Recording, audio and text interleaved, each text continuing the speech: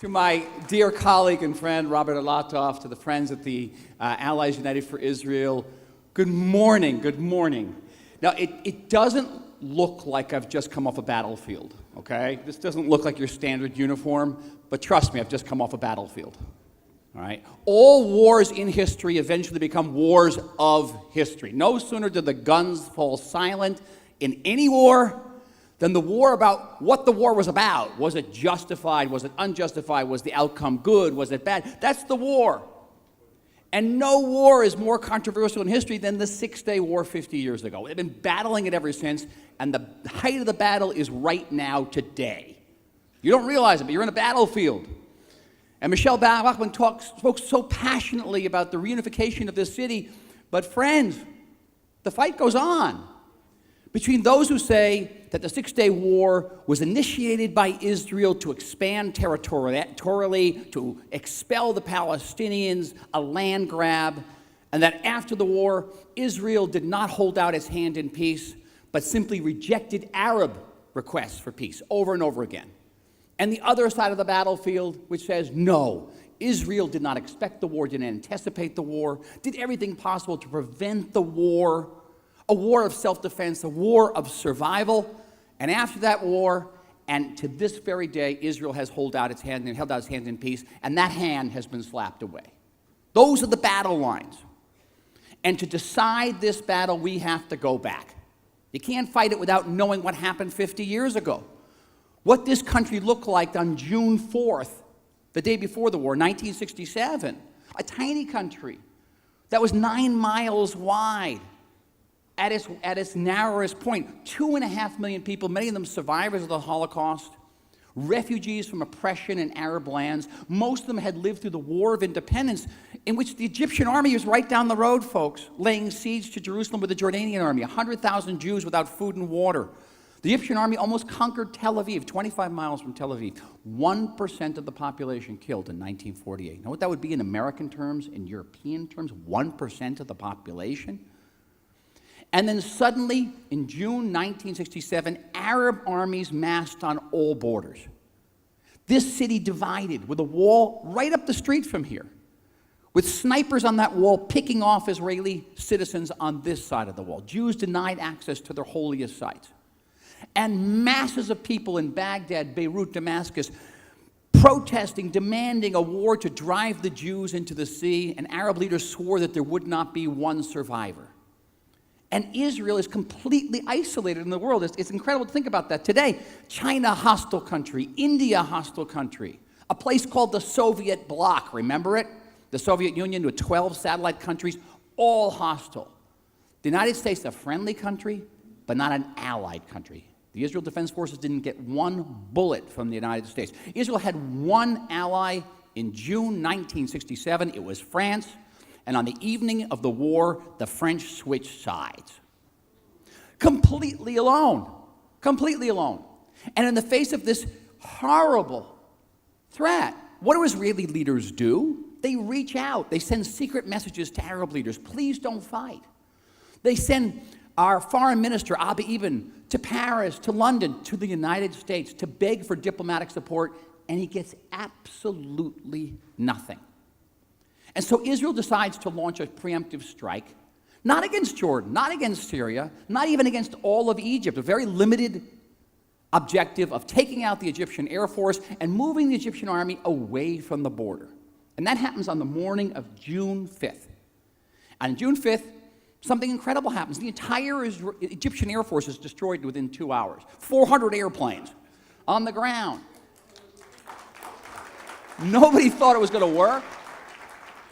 The Egyptian army not only gets pushed away from the border, it runs to the Suez Canal. There was no plans to get to the Suez Canal. Israel ends up taking the Sinai Peninsula, which is 3 times the size of this country, in a matter of a day and a half. There was no plan to go on the Gaza Strip. Palestinians began firing us at the Gaza Strip, so we had to go on the Gaza Strip.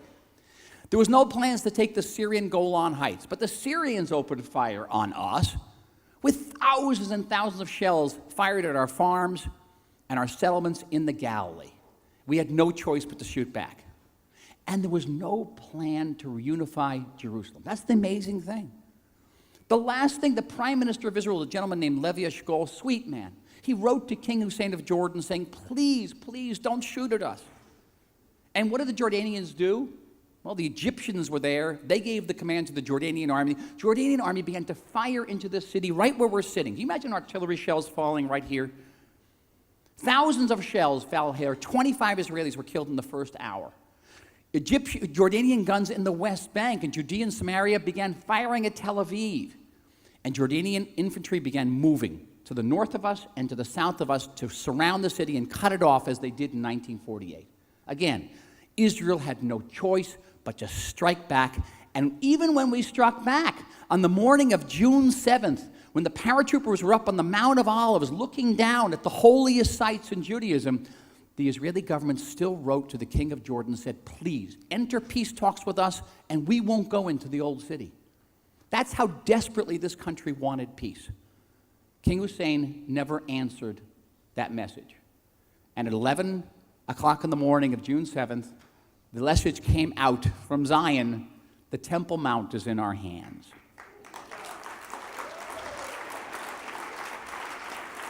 Bet you're happy King Hussein didn't answer that letter, right? Thank you. But it doesn't stop there. A week after the war, the Israeli government votes to give back almost all the land in Sinai, almost all the land on the Golan Heights, to Egypt and Syria in return for peace. And you know what the answer was? The answer was the three no's of Khartoum. No peace, no negotiations, no recognition. We even asked the Palestinians on the West Bank whether they'd like to have an autonomous entity in Judea and Samaria. 181 Palestinian notables to the man said no. No, no, no. Still, Israel supported Resolution 242 of the United Nations in November 1967, which talked about territory for peace. On the basis of 242, we have peace with Egypt. On the basis of peace with Egypt, we have peace with Jordan.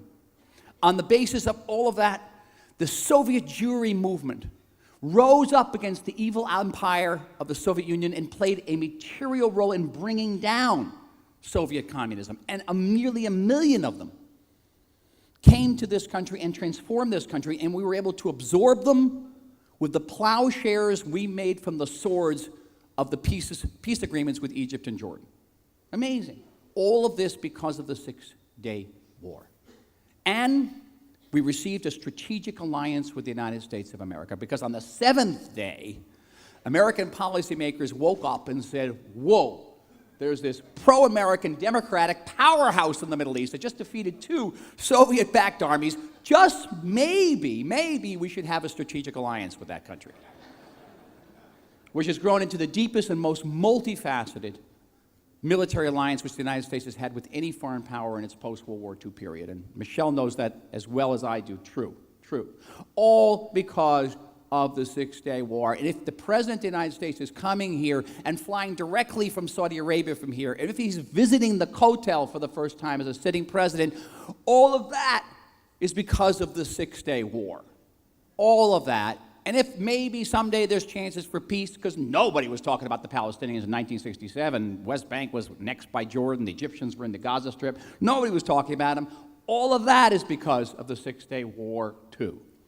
So I think you get a sense of where I come down on the battle lines.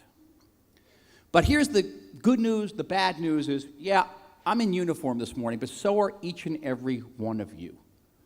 50 years, that battle, that decisive, fateful war was won by young Israelis, men and women carrying arms.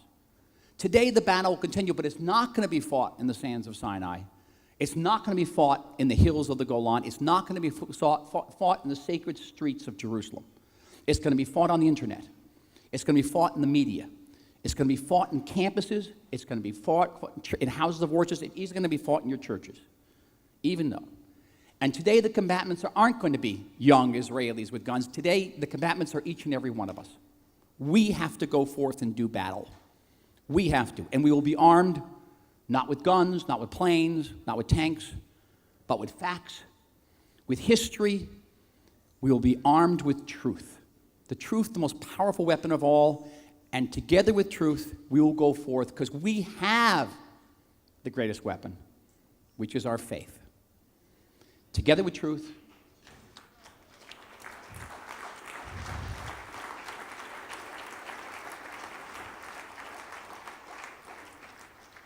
armed with truth, backed with faith, motivated for faith, we, like those brave Israelis 50 years ago, we will go forth and we once again will win. Amen.